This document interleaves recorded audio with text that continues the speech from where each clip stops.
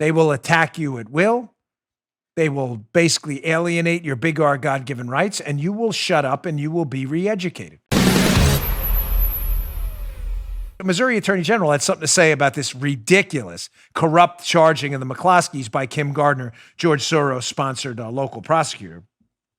He had something to say too, but before we get to this clip, I want to express to you the importance now in 2016, in 2020, this election coming up in just over 100 days.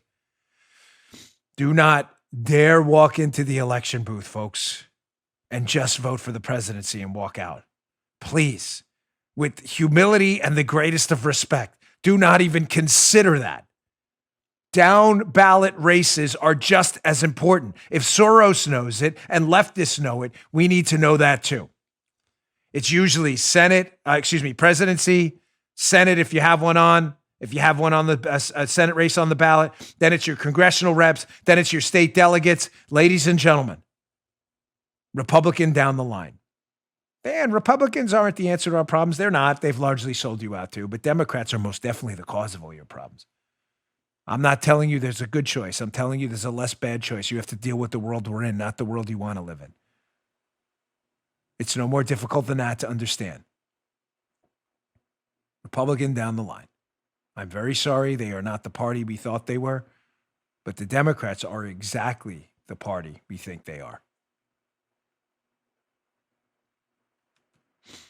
Down ballot races matter because when you don't vote in down ballot races, people like Kim Gardner get in office and slowly whittle away your Second Amendment by default.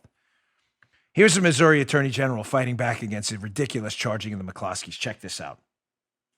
Hello, I'm Missouri Attorney General Eric Schmidt. The right to keep and bear arms is given the highest level of protection in the Missouri Constitution and our laws, which I'm charged with protecting. This includes the Missouri Castle Doctrine, which provides broad rights to Missourians to protect and defend their personal safety and property against those who wish to do them harm. And yet, in the wake of radical calls to defund the police, and with rates of violent crime skyrocketing each day, the St. Louis Circuit Attorney filed suit against a St. Louis couple who, according to published reports, say they were doing just that, defending the safety of their family and their private property. Enough is enough. As Missouri's chief law enforcement officer, I simply will not stand by while Missouri law is being ignored. That's why I'm entering this case and seeking the dismissal of this case to protect the rights of Missourians to defend themselves and their property under Missouri's Castle Doctrine. A political prosecution such as this one would have a chilling effect on Missourians exercising their right to self-defense. The law in Missouri is clear and must be protected. Do you understand what he's saying there? Eric Schmidt, this guy's not stupid. The Missouri Attorney General knows exactly what's going on. Ladies and gentlemen, you can cite the Constitution. I have an app for the Constitution on my phone. I'm not kidding. You used to carry around a hard copy. Now it's on an app. Everything's technical now. That Second Amendment, do you understand, is meaningless if people like Kim Gardner can put you in jail for exercising it. Those big R God-given rights are not going to defend themselves. The Constitution is the greatest governing document in human history, but ladies and gentlemen, let's be candid, it is just a piece of paper. The principles exercised in it, when appropriately defended, are the greatest governing principles in the history of humankind. It's a document I adore. And the men who wrote it were brilliant. But it's meaningless if it's not defensible. Meaningless. You have the right to defend yourself, but if you exercise it, will put you in jail. The media is one of those 30-plus fronts. It's more like a 50 front more, but they know their role.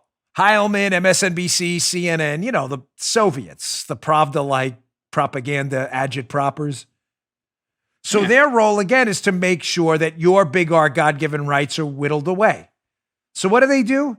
They go on TV and say things like this to make sure if you're in the resistance to chaos, and you choose to defend yourself, that you're the bad guy and the criminals are the good guys. Listen to the way Heilman describes President Trump sending in federal agents to stop you and your buildings from being burned down. Check this out. Everything that's been said here, I think, is about this particular issue is right, but doesn't go far enough.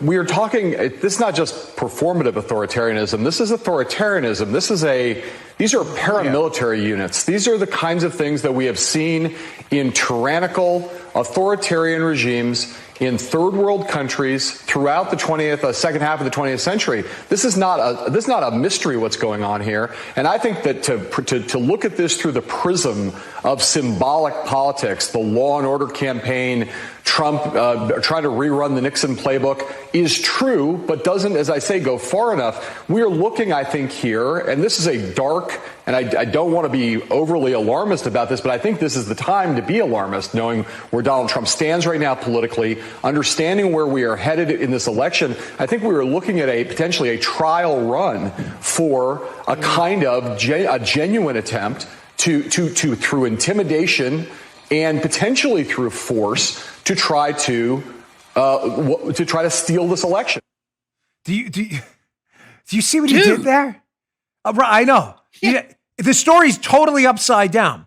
Trump now is the one using intimidation and force. Trump.